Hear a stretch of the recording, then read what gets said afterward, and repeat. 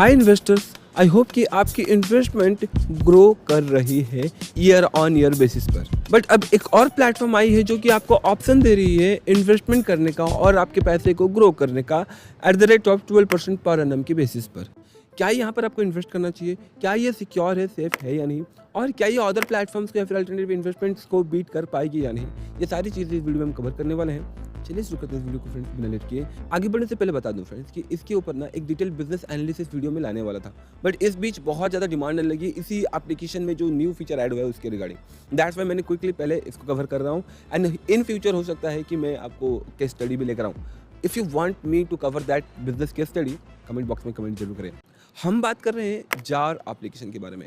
Jar जो कि आपको पहले सिर्फ और सिर्फ गोल्ड में इन्वेस्ट करने की फैसिलिटी देती थी। 2021 में लॉन्च हुई थी बाय निश्चय एंड मिसबाहा, दो फाउंडर हैं जार एप्लीकेशन के। एंड ये एक इंडिया का पहला माइक्रो इन्वेस्टिंग एप्लीकेशन आप बोल सकते हैं, फाइनेंशियल प्लेटफॉर्म था जहाँ पर आप मिनिमम ₹1 से भी गोल्ड में इन्वेस्ट कर पा रहे थे। बैक टू द 2024, यहाँ पर ये सिर्फ आपको गोल्ड में नहीं, इसके अलावा अगर आप चाहें तो यहाँ से आप अपना क्रेडिट स्कोर भी चेक कर पाते हो। सेकेंडली अगर आप चाहो तो हेल्थ इंश्योरेंस भी ले पाते हो। थर्ड, रिसेंटली जो इन्होंने प्रोडक्ट लॉन्च किया है that is P2P landing.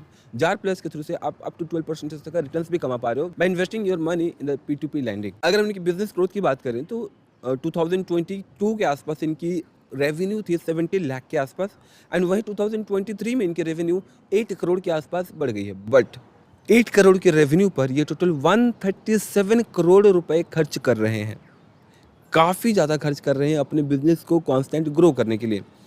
Major expenses इनका होता है एडवर्टाइजमेंट्स पर। आपने देखा होगा बहुत सारे एड्स आपको बार बार आते रहते हैं जार के, उस चीज़ के लिए ज़्यादा स्पेंड करते हैं। अब बट इन्होंने रिसेंटली P2P लैंडिंग को भी अपने प्लेटफॉर्म पर ऐड किया एज दे अंडरस्टैंड कि मार्केट में काफ़ी अच्छा चल रहा है, जिस वजह से ये एक्सपेक्ट कर रहे हैं कि इनका लॉस कम हो और रेवेन्यू और भी ज़्यादा हो।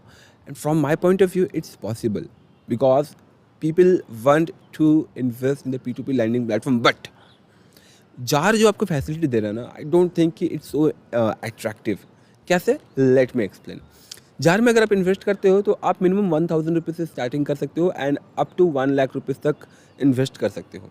इनकी जो P2P लैंडिंग पार्टनर है वो है लेनदेन क्लब। लेनदेन क्लब की अगर बात करें तो ये एक RBI रजिस्टर्ड NBFC कंपनी है जो कि एक प्रकार से आप बोल सकते हैं one of the oldest P2P lending NBFC company है। और किसी भी P2P लैंडिंग प्लेटफॉर्म को अगर आपको कंसीडर करना है कि कितना अच्छा परफॉर्म कर रही है, सबसे ज़्यादा मैटर करता है कि इनका NPA कितना है। तो यहाँ पर इनकी वेबसाइट पर या फिर इनकी खुद की वेबसाइट पर लिखा हुआ है कि देखिए अराउंड 8 से 4% के 4 से 8% के आसपास हो सकता है। लेनदेन क्लब का ये बोलना है कि उनका 6 मंथ का एक एक लोन का साइकिल होता है या फिर एक एक इन्वेस्टमेंट का साइकिल होता है। 6 मंथ में उनको 4% का NPA हो जाता है एंड रिटर्न्स अच्छा खासा रहता है।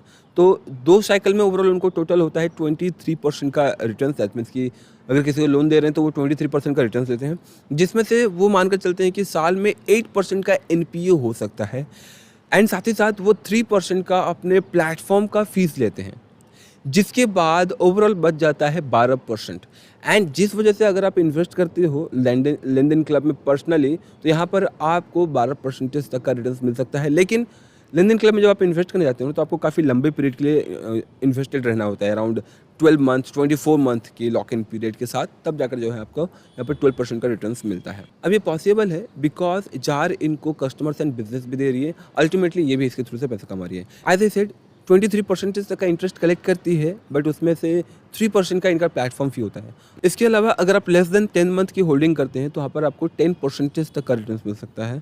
और इसके साथ ही साथ अगर आप मोर देन 10 मंथ जाते हैं, लेट गेस आप 1 साल के लिए होल्ड करते हैं, तो यहाँ पर आपको 11% का रिटर्न मिलेगा।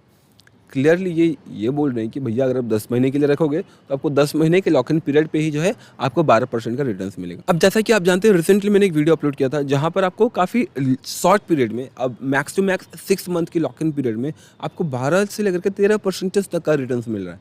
वहीं ये 12 या 13% तक के रिटर्न के लिए 10 मंथ का लॉक इन पीरियड रखिए।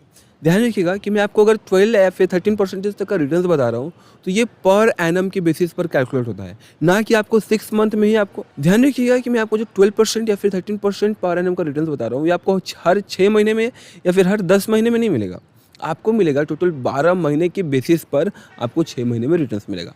मान के चलते हैं कि अगर आपको 12% का रिटर्न मिलता है पर एनम तो आपको 6 महीने में 6% का रिटर्न मिलेगा। एंड बस यही है फार्मूला और यही नियम है।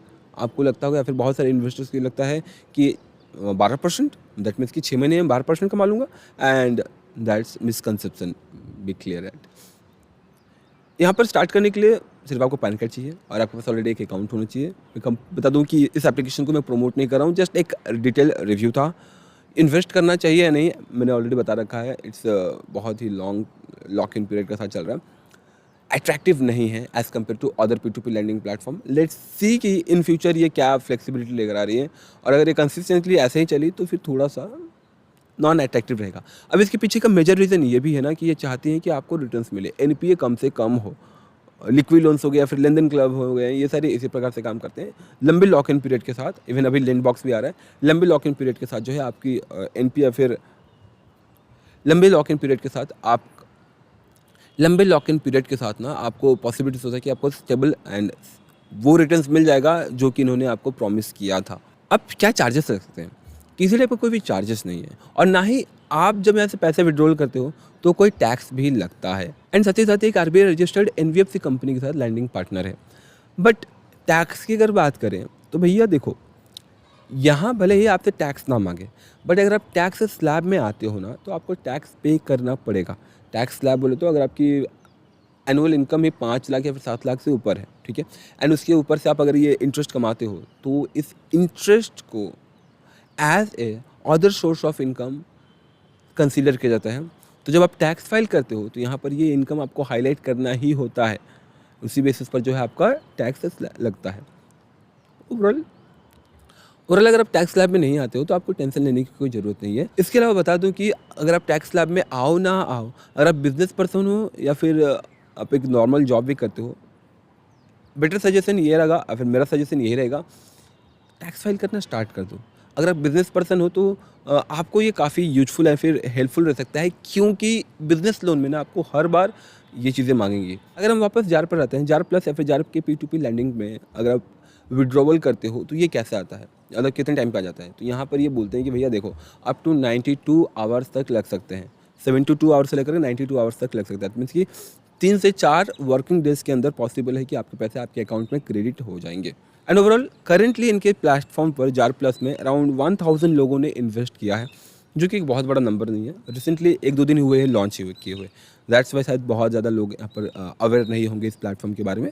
बट एज ए सेट, आपको मेरी वीडियो मिल गई है तो शायद आपको भी इन्फॉर्मेशन मिल गया होगा, आप जाकर ब्राउज़ कर सकते हो। As a set, not so attractive, आप इग्नोर भी कर सकते हो, क्योंकि ऐसे ही P2P lending platform in future अभी आपको और भी मल्टीपल्स ऑफ देखने को मिलने वाली है। But for the best P2P lending, या फिर कौन से प्लेटफॉर्म पर आपको इन्वेस्ट करना बेटर होगा, कहाँ पर आपको quick and flexible and better returns मिल सकते हैं, ये सारी जानकारी मोस्टली आपको इसी चैनल पर मिलेगी। Because we know कि how this P2P lending platform can give you the better returns and which P2P lending platform can give you.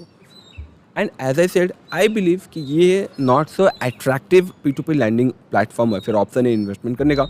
We have already other P2P lending platforms. If you want to check, you can go with the previous videos and you can go with the playlist. That's all. I hope you enjoyed this video. किसी type को कोई क्वारी feedback हो तो comment box में comment जरूर करें। तब तक के लिए जय हिंद।